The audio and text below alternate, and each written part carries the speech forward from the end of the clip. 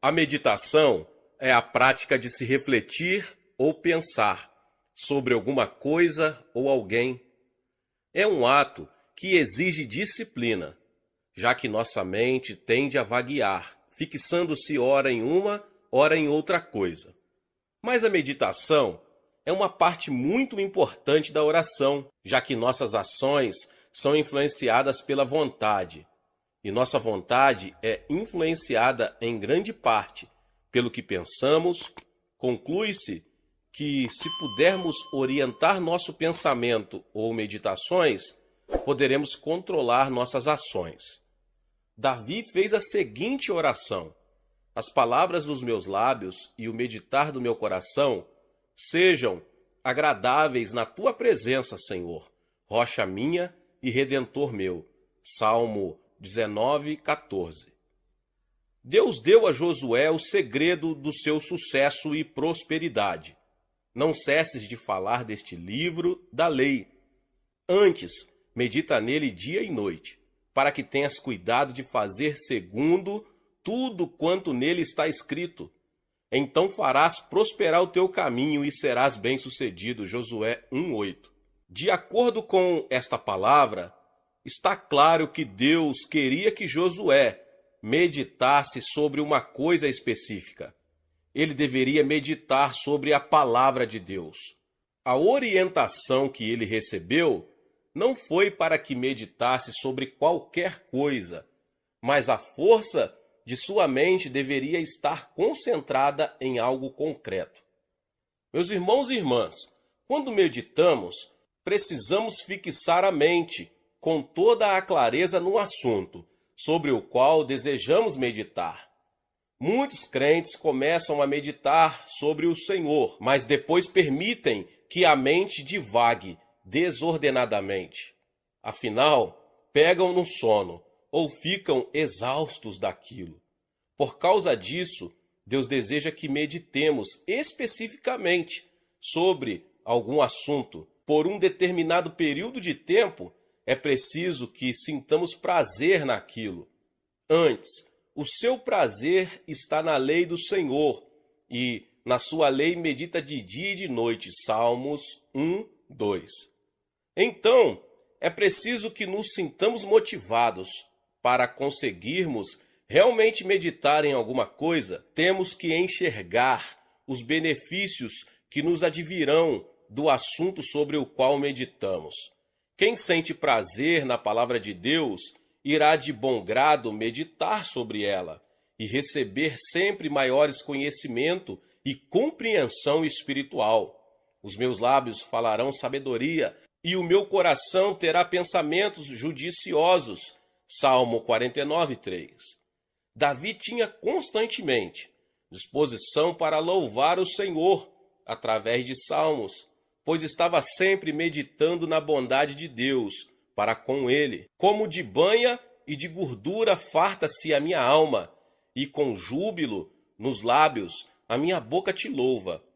No meu leito, quando de ti me recordo e em ti medito durante a vigília da noite, porque tu tens sido auxílio, à sombra das tuas asas eu canto jubiloso. Salmo 63, 5-7. E diz também: seja-lhe agradável a minha meditação, eu me alegrarei no Senhor. Salmo 104, 34. O apóstolo Paulo também percebeu a importância da meditação.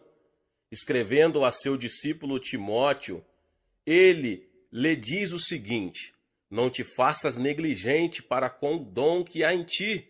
Medita estas coisas e nelas sê diligente, para que o teu progresso a todos seja manifesto. 1 Timóteo 4, 14 e 15. Assim, ele instruíra a Timóteo para que se dedicasse totalmente ao ministério que lhe fora dado pelo Espírito Santo. E o meio pelo qual ele poderia chegar a essa devoção total era pela meditação. Mas aqui também, a oração era para que meditasse em uma coisa especificamente, e não em qualquer coisa. O profeta Isaías profetizou que a maneira de se manter uma paz perfeita era estar em constante meditação acerca do Senhor. Tu conservarás em paz aquele cuja mente está firme em ti, porque ele confia em ti. Isaías 26:3. Sempre que estou preparando meus sermões, peço a Deus que ilumine minha mente, para que eu conheça os pensamentos do Espírito Santo, já que ele é o autor da palavra de Deus. Depois que termino o esboço, procuro meditar na mensagem que vou transmitir ao povo de Deus. E o Espírito me dá uma nova compreensão do significado da palavra e como devo aplicá-la para atender às necessidades das milhares de pessoas que irão ouvir a pregação. E isso vai desde a introdução, passando para cada um dos pontos até a conclusão.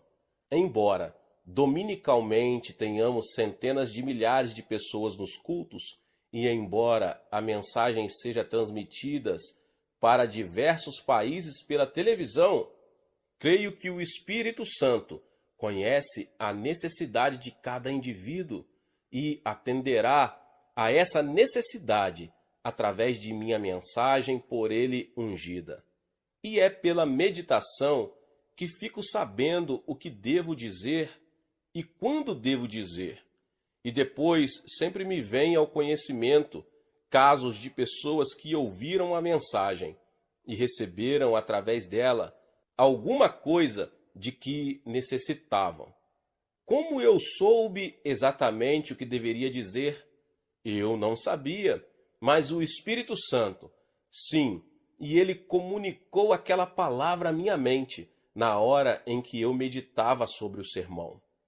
Mas eu não medito apenas nas mensagens, mas também em novas orientações e oportunidades que se me apresentam. É possível que um novo ministério pareça muito interessante à nossa mente racional, mas na verdade esconde problemas e armadilhas que surgirão mais tarde e que agora não enxergamos. Então, confio muito na paz de Deus que guardo no coração. Meus irmãos e irmãs, sempre que medito sobre alguma decisão importante a ser tomada, o Espírito Santo me orienta.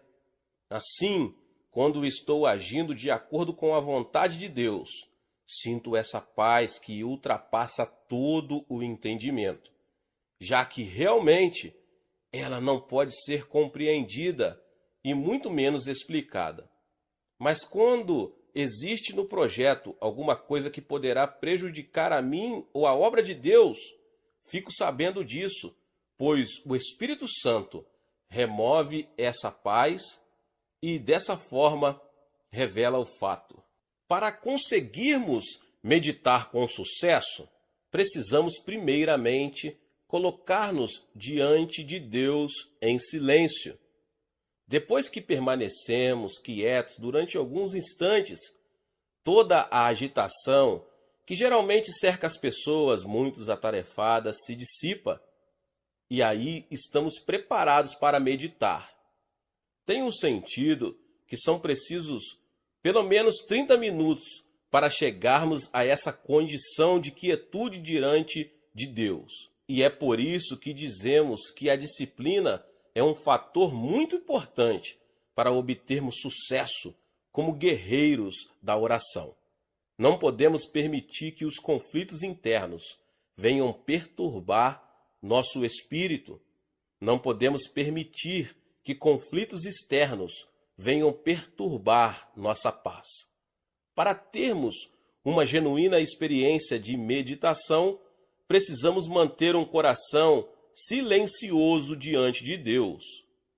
Após o capítulo 39 de seu livro, Isaías faz uma interrupção bastante natural. Ele decorre de uma mudança de direção na maneira em que o profeta transmite a palavra de Deus. Quando Deus encerra as profecias de punição nesse capítulo, ele passa a consolar seu povo no capítulo 40. E esse capítulo, então, é concluído com uma exposição dos princípios divinos. Faz forte ao cansado e multiplica as forças ao que não tem nenhum vigor. Os jovens se cansam e se fatigam, e os moços de exausto caem, mas os que esperam no Senhor renovam as suas forças, sobem com asas como águias, correm e não se cansam, caminham e não se fatigam. Isaías 40, 29 ao 31.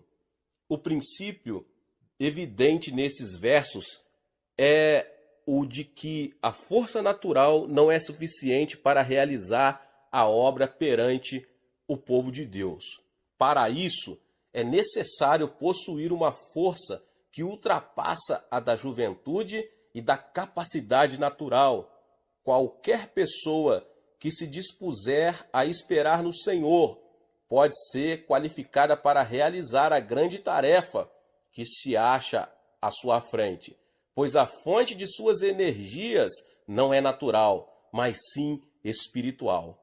Existem muitas pessoas hoje em dia que se acham tão atarefadas que não dispõem de muito tempo para a oração e muito menos para esperar diante do Senhor em meditação na palavra. Assim, não conseguem ouvir a voz interior do Espírito Santo, já que ela não é muito alta. Elias aprendeu essa verdade. Ali entrou numa caverna, onde passou a noite, e eis que lhe veio a palavra do Senhor e lhe disse: Que fazes aqui, Elias? Ele respondeu: Tenho sido zeloso pelo Senhor, Deus dos exércitos, porque os filhos de Israel deixaram a tua aliança, derribaram os teus altares e mataram os teus profetas à espada, e eu fiquei só, e procuram tirar minha vida. Disse-lhe Deus: Sai e ponha-te neste monte perante o Senhor. Eis que passava o Senhor, e um grande e forte vento fendia os montes, e despedaçava as penhas diante do Senhor. Porém o Senhor não estava no vento. Depois do vento, um terremoto, mas o Senhor não estava no terremoto. Um fogo, mas o Senhor não estava no fogo. E depois do fogo, um cicio tranquilo e suave. Ouvindo-o, Elias envolveu o rosto no seu manto e, saindo, pôs-se à entrada da caverna. E eis que lhe veio uma voz e lhe disse: Que fazes aqui, Elias? 1 Reis 11, do 9 ao 13. Meus irmãos e irmãs, Elias aprendeu que a orientação desejada não estava nas manifestações ruidosas do terremoto, do fogo ou do vento. Não. O Senhor lhe falou com uma voz tranquila e suave. A condição para ouvirmos a voz de Deus é ficar em silêncio e meditar na palavra. Se estivermos por demais atarefados para meditar, estaremos muito ocupados também para ouvi-lo. Contudo, não podemos encarar com descaso a questão de se ouvir a voz de Deus. Devemos sempre lembrar que tudo o que o Senhor tinha a dizer sobre temas doutrinários já o disse nas Escrituras. Então, sempre que ele nos disser alguma coisa, nunca irá contradizer a Bíblia, sua palavra revelada e inspirada. O cânone das Escrituras encerrou-se com o último versículo de Apocalipse, que conclui com as seguintes palavras: Se alguém lhes fizer qualquer acréscimo, Deus lhe acrescentará os flagelos escritos nesse livro. Apocalipse 22, 18. Um dos aspectos da meditação que eu, pessoalmente, mais aprecio é o que chamo de dar um passeio espiritual.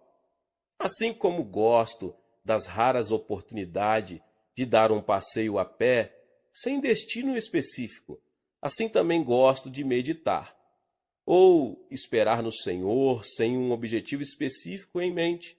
Fico simplesmente quieto, na presença de Deus, e gozo dessa presença. Nesse momento, Não tenho nenhum desejo especial. Quero apenas a presença dele. Então procuro isolar-me, sento-me numa poltrona confortável, fecho os olhos e me ponho a esperar no Senhor. Posso não ouvir nada e não sentir nada, mas sempre me sinto revigorado após esse passeio espiritual com meu querido Senhor. Esse tipo de refrigério espiritual pode durar horas e horas. No livro de Judas, lemos o seguinte a respeito de Enoque. Quanto a estes, foi que também profetizou Enoque, o sétimo depois de Adão, dizendo: Eis que veio o Senhor entre suas santas miríades, para exercer juízo contra todos e para fazer convictos todos os ímpios, acerca de todas as obras ímpias que impiamente praticaram, e acerca de todas as palavras insolentes que ímpios pecadores proferiram contra ele. Mas Gênesis diz apenas o seguinte: andou Enoque com Deus, e depois que gerou a Matusalém, viveu 300 anos e teve filhos e filhas. Todos os dias de Enoque foram 365 dias. Andou Enoque com Deus e já não era, porque Deus o tomou para si. Gênesis 5, 22 ao 24. O que aconteceu com Enoque, meus irmãos? Enoque foi um profeta no início da existência humana na terra. Nessa época, os homens ainda conheciam os fatos acerca do jardim do Éden. Isto é, sabiam da experiência de Adão, quando este caminhava com o Senhor na viração da tarde. E Enoque proferiu profecias relacionadas com uma época em que estava para vir, a segunda vinda de Cristo, para executar julgamento sobre a terra. No decorrer de seu ministério, porém, ele aprendeu a caminhar com Deus. Deus apreciava tanto o prazer que tinha na companhia dele, que diz a Bíblia, e já não era. Deus o levou para o céu, para gozar de sua companhia o tempo todo. E ele também estava aguardando a segunda vinda de Cristo, quando Enoque também será um dos 10 milhares de santos, ou um número incontável de santos que retornarão com Cristo, o justo juiz. Consegui cultivar uma comunhão íntima com o Senhor, que tornou meu espírito mais aguçado e faz com que eu supere os ataques de Satanás. Não existe nada mais importante para mim do que esse ilimitado momento de comunhão que tanto aprecio. Muitos dos membros de nossa igreja gostam de ir para o monte da oração para praticarem esse tipo de comunhão e meditação na palavra. Outros arranjam um lugar em sua casa mesmo, um lugar silencioso. Na verdade, o lugar onde meditamos não tem muita importância. O importante é que pratiquemos a meditação na palavra e a oração por todos os dias das nossas vidas. Glória a Deus.